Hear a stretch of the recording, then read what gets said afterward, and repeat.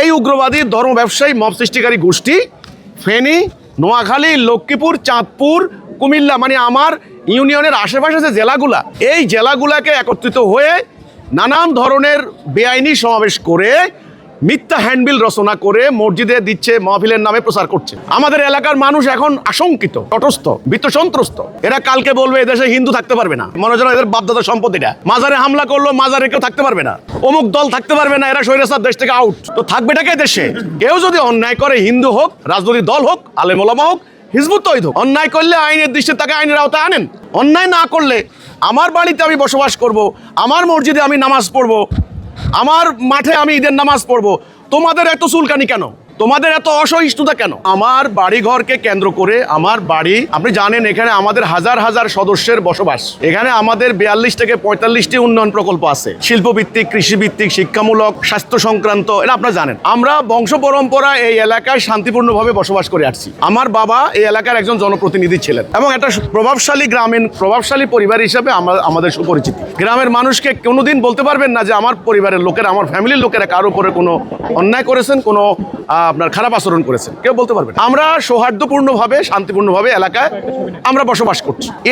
এই এলাকার, এই ইউনিয়নের মানুষ কেউ আওয়ামী লীগ করে, কেউ বিএনপি করে, কেউ জামাত শিবির করে, কেউ হেফাজত করে, কেউ খেলাফত করে। আবার অনেক মানুষ আর ভিতরে ভিতরে আছে, এরা কোনো ধর্মই বিশ্বাস করে না, এটা আমরা জানি না, বাইরে থাকে। এখানে ঈদের নামাজ যখন হয়, ওই আমাদের স্কুলের সামনে একটা জামাত হয়, মুইয়াবাড়ি একটা জামাত হয়, আমাদের এখানে বাজারের মধ্যে মসজিদে একটা জামাত হয়, আমাদের স্কুলে একটা জামাত হয়। ঈদের জামাতে যে যার মতো যায়, জুমার নামাজ হয়, গ্রামের মধ্যে কয়েকটা মসজিদে জামাত হয়, আমাদেরও জামাত হয়। আমরা এই যে পারস্পরিক সৌহার্দ্যের সঙ্গে, আন্তরিকতার সঙ্গে বসবাস করে আসছি, আমাদের তো কোনো সমস্যা নেই, আমার এলাকাবাসীর তো কোনো সমস্যা নেই। আজকের জুমার দিনে আমি যেটা বলেছি, একটা উগ্রবাদী গোষ্ঠী, মব সৃষ্টিকারী গোষ্ঠী, এরা পরিকল্পিতভাবে বাংলাদেশের স্থিতিশীলতা নষ্ট করতে চায়, বাংলাদেশকে আন্তর্জাতিকভাবে একটা উগ্রবাদী রাষ্ট্র হিসাবে তুলে ধরতে চায়। এরা বাংলাদেশের শান্তি শৃঙ্খলা এরা সহ্য করে না।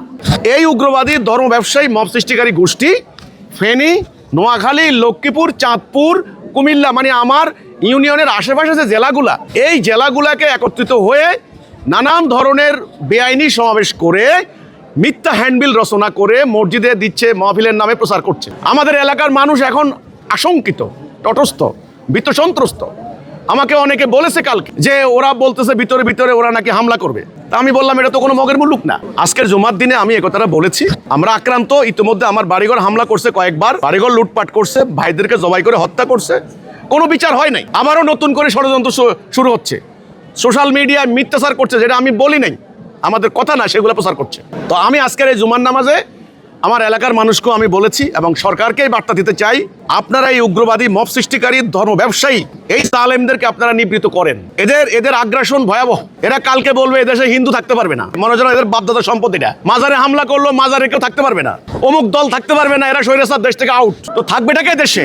আমার কথা হলো, এই দেশের প্রত্যেকটা মানুষের বাক স্বাধীনতা, মানবাধিকার, ন্যায় বিচার পাওয়ার অধিকার আছে। কেউ যদি অন্যায় করে, হিন্দু হোক, রাজনৈতিক দল হোক, আলেম ওলামা হোক, হিজবুত তৌহিদ হোক, অন্যায় করলে আইনের দৃষ্টিতে তাকে আইনের আওতায় আনেন।